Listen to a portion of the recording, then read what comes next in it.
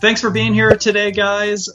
Things have been really different over the last couple of years, and just when you think you're getting back to normal and we're getting back to normal, it seems like there's another wrench thrown into this entire thing. Yeah, the good thing is that, like we said in the theme from last year's Stewardship Campaign, we've been apart together. I mean, if you think about it, we're having worship again. There's some great Bible studies and discussion opportunities. We are continuing to do a lot of our missions. Heck, Alan Till's even trying to recruit people to come to his work days again. We're getting close to the Stewardship Campaign time again. We probably need to start thinking about what the campaign should look like this year. Good idea. In the spirit of craziness, what if we did something really radical this year? Like what?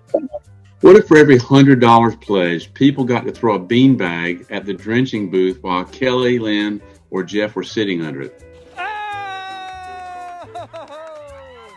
I like that idea. But it's starting to get a little colder outside, so I really don't know that Kelly, Lynn, and Jeff are going to be appreciating that.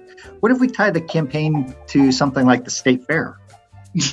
Yeah, I can see it now. For every $100 pledged, you get a free deep-fried Snickers bar. You get to try surviving one of those carnival rides. Yeah. What if we put all the pledges into a bag and then ask the guy that guesses your weight if he can guess what next year's budget's going to be? Nice. Love it. Every year we've been doing the Stewardship Campaign pretty much the same way. Each year we ask the congregants to prayerfully think about what they feel they can commit to as far as the giving for the coming year, and then we create the budget. Yeah.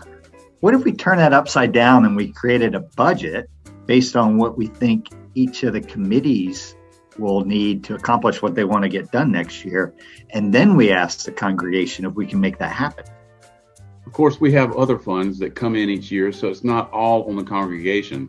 We've got the revenue from the cell phone tower.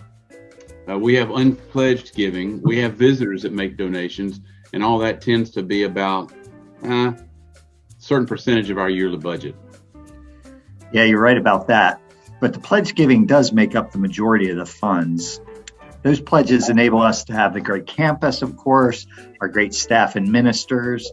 It enables us to do so much good in the community.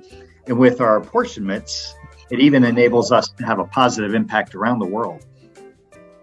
Now that I'm thinking about it more, I really like this idea because this is going to enable us to make plans and then figure out how to execute rather than figuring out what we can execute and then make the plans. Well, how are we going to let the congregation know about this?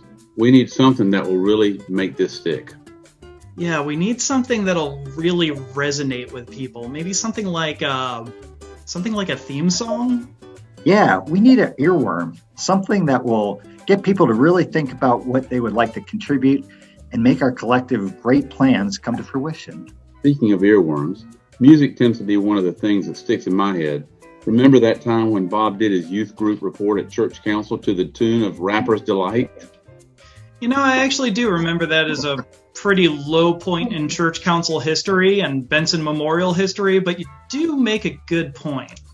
Yeah. Well, let's think about it. What's a tune that just about everybody knows that'll stick in our heads almost to the point that it drives you crazy? Sweet Home Alabama. What about a hymn? What about YMCA? What about a hymn? Actually, YMCA may work. What about literally anything but YMCA? Now, think about it. A stewardship song set to YMCA, that'd just roll right off of our tongues.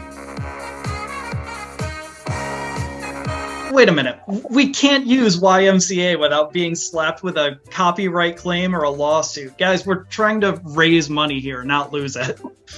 So really, what are we going to do to get the word out about this campaign? All right, what if we did something really radical? What if we didn't have a gimmick? No song or anything? Is that even allowed? That's actually a really good idea, but how do you think people are actually going to respond to that?